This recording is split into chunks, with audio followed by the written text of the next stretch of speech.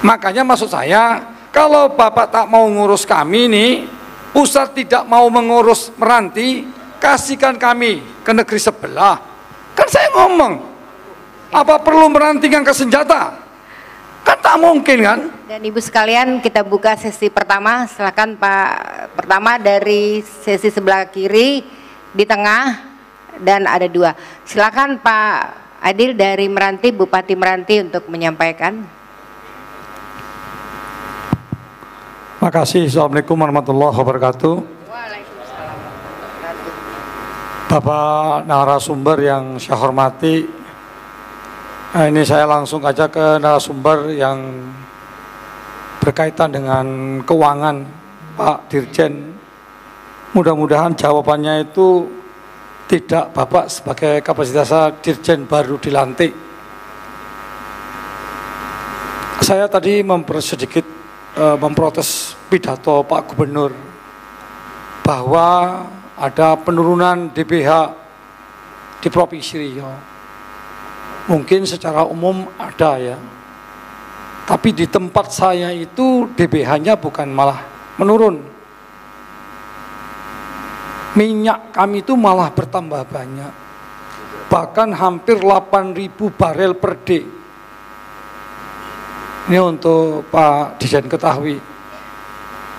Saya sudah melakukan berulang kali, sampai ke 3 kali menyurati Bu Menteri untuk audensi. Tapi alasannya Kementerian Keuangan mintanya online. Kalau dituntut untuk pendapatannya bertambah, untuk kami sudah bertambah cukup besar. Kami ngadu ke Kementerian Dalam Negeri, kok bisa offline. Terima kasih Pak Menteri Dalam Negeri, dalam ini Pak Tony, karena menerima kami. Tapi untuk di keuangan susahnya gak ketolongan. Saya tahun 2022 dapat dapat dana bagi hasil 114 miliar. Waktu itu hitungannya $60 per barel.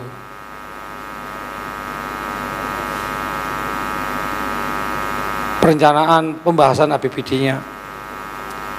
Nah, di tahun 2023 pembahasan APBD kami dapat mengikuti nota pidato Pak Presiden 16 Agustus.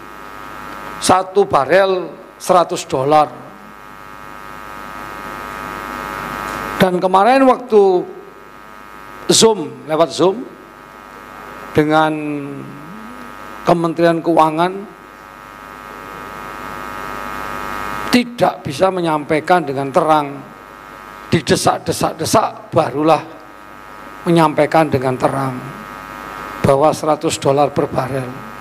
Sampai ke Bandung saya kejar orang ke Kementerian Keuangan, juga tidak dihadiri oleh yang kompeten.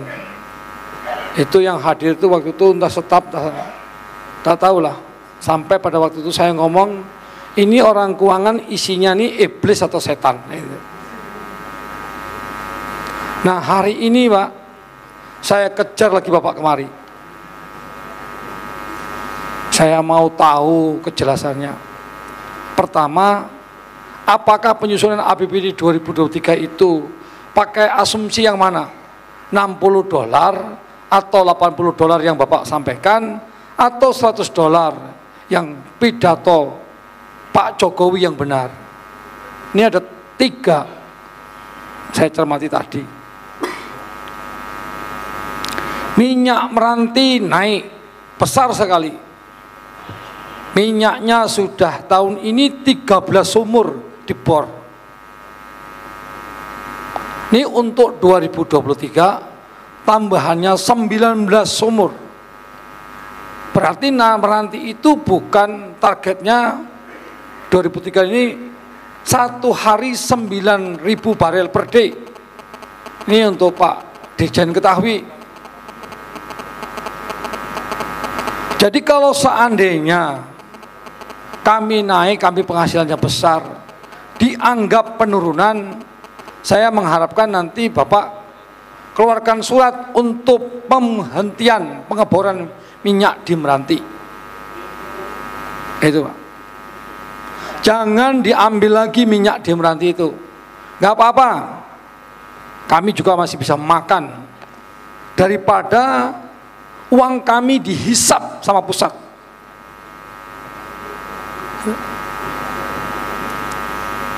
Pak apa tadi ya namanya, saya lupa saya. Pak Luki. Ini untuk Pak Luki ketahui. Kami ini di Riau 25,68% miskin plus ekstrim. Miskin terbanyak itu di Meranti, di Riau. Di Riau itu ada di Meranti. Tapi kok teganya minyak kami, duit kami tidak diberikan. Bagaimana cara penghitungannya yang pas? Hampir 8.000 barel per day. Mulai bulan 6 semenjak konflik Ukraina dan Rusia, minyak naik, tapi kok malah turun. Dan untuk Bapak ketahui, tahun ini kami menerima cuma 115 miliar. Naiknya cuma 700 juta saja. Liftingnya naik, asumsinya 100 barel per dolar, lah kok naiknya cuma 700 juta. Jadi untuk diketahui, selanjutnya DAU tahun ini 2022 gaji P3K Meranti itu seharusnya tanggung jawab pusat menjadi tanggung jawab kabupaten. Itu hebatnya Pak. Ini mungkin perlu diselidiki lah nih. Saya kemarin juga dipanggil ketemu dengan Pak Tito, minta petunjuk Pak. Selaku pembina saya mau gugat Pak Jokowi. Daerah miskin penghasil minyak. Kami menghasilkan minyak dari tahun 73. Minyak kami ada 222 sumur. Yang baru sekarang tambahan 13, plus besok tahun 2003 19. Bapak mau tahu, saya tambahkan lagi informasi. Ada 103 sumur di Kabupaten Meranti sudah kering, diambil oleh pusat. Tidak tahu saya untuk di mana. Sekarang tinggal beberapa lagi. Kira-kira Pak, nanti Bapak sebagai dirjen yang baru ini, kira-kira sampai 12.000 kakak, penganggurannya 41.000, P9 B address. Ini kementerian yang mengaturnya. Sekali lagi saya sampaikan kepada Pak Dirjen, kalau seandainya memang betul-betul pusat tidak mau mengurusi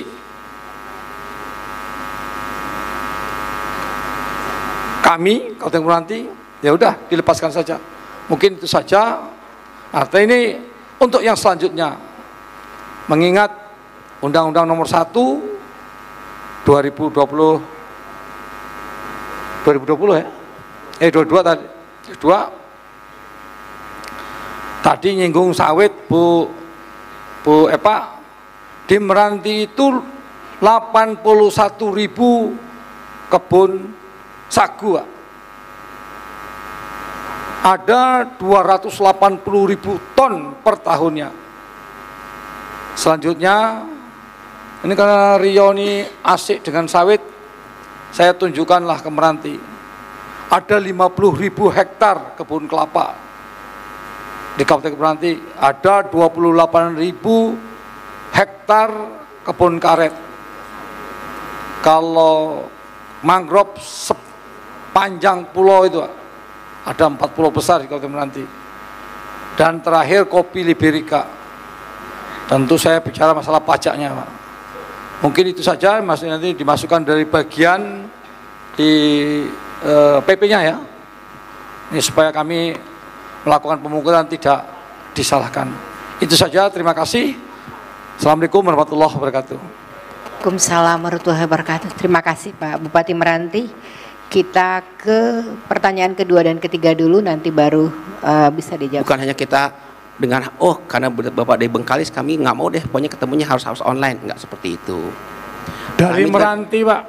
Ya sorry dari Meranti. Dari Meranti itu Pak, daerah termiskin se-Indonesia, penghasil minyak termiskin, ekstrim lagi. Ya pertanyaan saya, bagaimana kami mau tidak miskin, uang kami tidak dikasihkan. Bapak bilang dibagi rata kemana? Se-Indonesia atau apa? Kami Pak, minyak kami 103 sumur kering. 103 sumur sudah kering Pak. Kalau 100 sumur lagi kering, miskin total. Kami tidak perlu bantuan dari provinsi, dari pusat. Serahkan aja duit minyak kami, ada selesai tuh.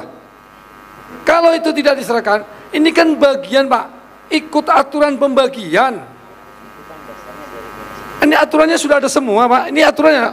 Bapak lah megang aturannya, sudah tahu. Pertanyaan kami itu mengapa kok tidak dibagikan kepada kami? Dolarnya naik 100 dolar dari 60 ke 100.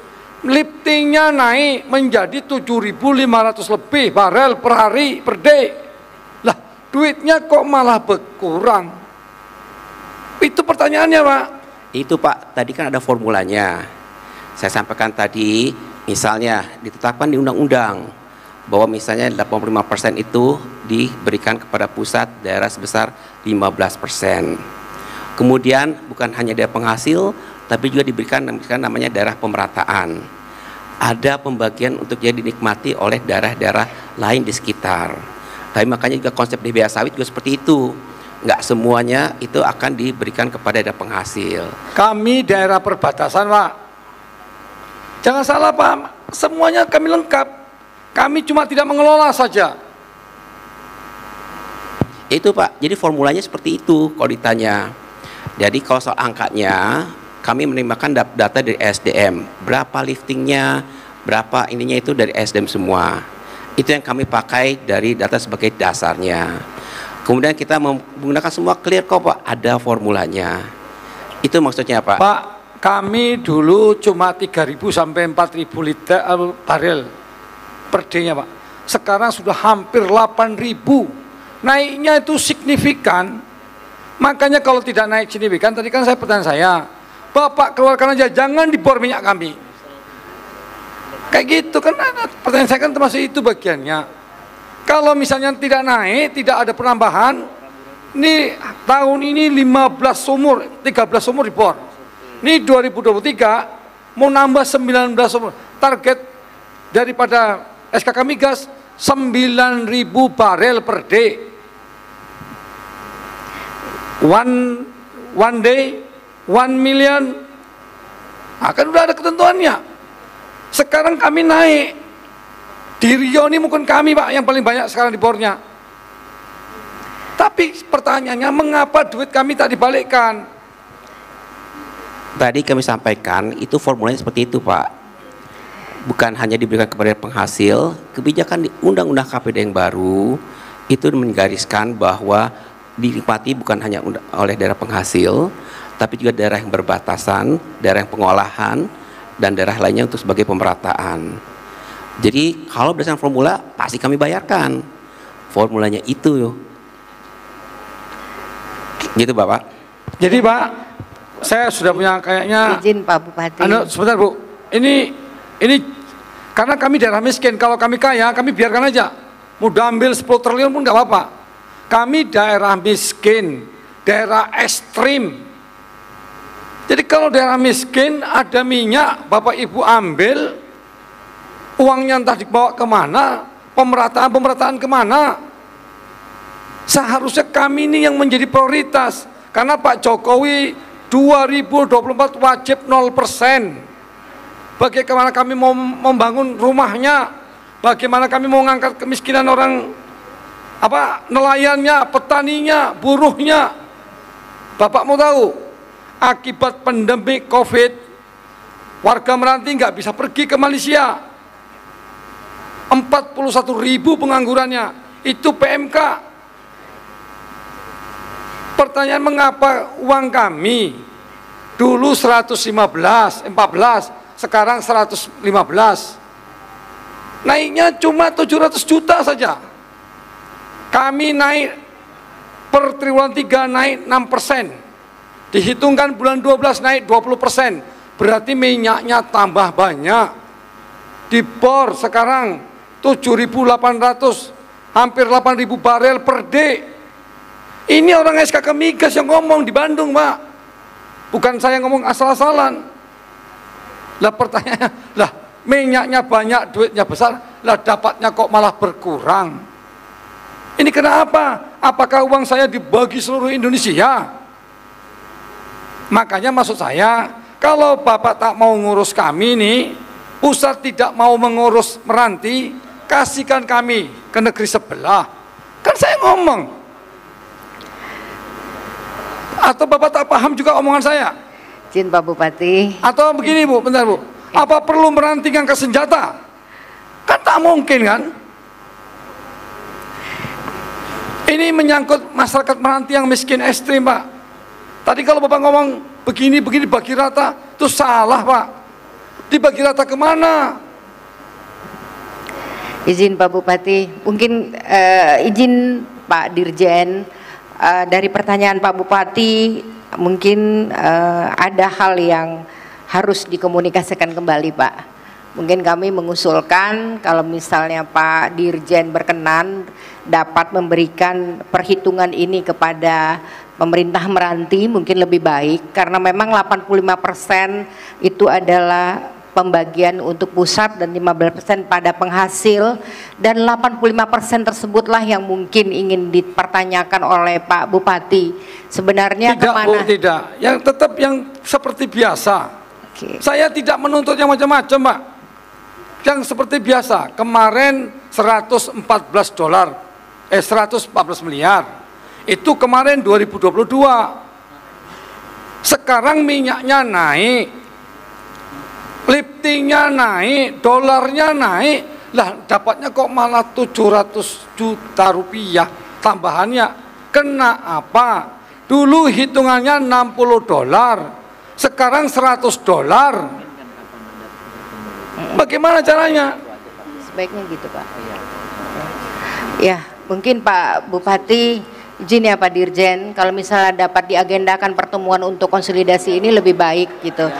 Iya kan, jadi biar Pak Bupati Meranti mendapatkan penjelasan untuk yang sejelas-jelasnya, karena kenaikan ini dibandingkan dengan harga per barel dan lifting yang juga naik, mungkin perlu penjelasan lebih lanjut Pak Dirjen. Gini deh konkretnya Bapak, nanti tolong timnya Bapak bisa ketemu tim kami. Nanti kami akan share, kita akan ke KTP lihat perhitungannya seperti apa. Tadi saya sampaikan secara kebijakan, ada kebijakan baru di tahun 2023 ini, di mana bagi hasil itu juga diberikan kepada daerah yang berbatasan, bukan hanya daerah penghasil. Nanti silakan ya Pak ya, nanti timnya Bapak ketemu dengan tim saya. Sebentar Pak, ini saya mungkin sekali lepas ini saya tinggal Bapak nih. Bapak kami nih Pak, sekali lagi ngomong, 25,68% miskin Pak, BPS 2021. Di Riau paling miskin itu nomor 11 Rohil 11%. Saya 25,68% miskin. Saya penghasil minyak, liftingnya naik per satu harinya hampir 8.000 barel per day. Rupiah dolarnya naik, hitungannya 160 ke 100 itu ada 40 dolar. Masa kami terima cuma 700 juta? Makanya saya tadi dari awal-awal ngomong, takut nih Bapak walaupun baru 3 minggu Ya takut nggak paham juga kayak gitu. Saya terus terang Pak, saya sudah lapor kepada pembina saya Pak Tito. Kalau tidak bisa juga nanti kita ketemu di mahkamah Pak. Itu Pak. Ya kita tunggulah, ada tidak nanti gugatan saya ke mahkamah, kita lihat. Saya lagi nunggu Pak Tito, karena Pak Tito adalah pembina saya selaku Menteri Dalam Negeri, pembina untuk kepala daerah. Terima kasih. Izin Pak, saya enak mandeng Bapak di sini, aku tinggalkan ini ruangan. Baik Pak Bupati, terima kasih. Mungkin bisa stay sebentar lagi, kita akan selesai. Terima kasih juga kepada seluruh kepala daerah, bupati dan wali kota yang juga ikut serta dalam pelaksanaan Rapat Koordinasi Nasional Pengelolaan Pendapatan dan Belanja Daerah. Bedelau Bain akan kembali menghibur kita pada kesempatan yang baik ini. Kami persilahkan untuk bersiap.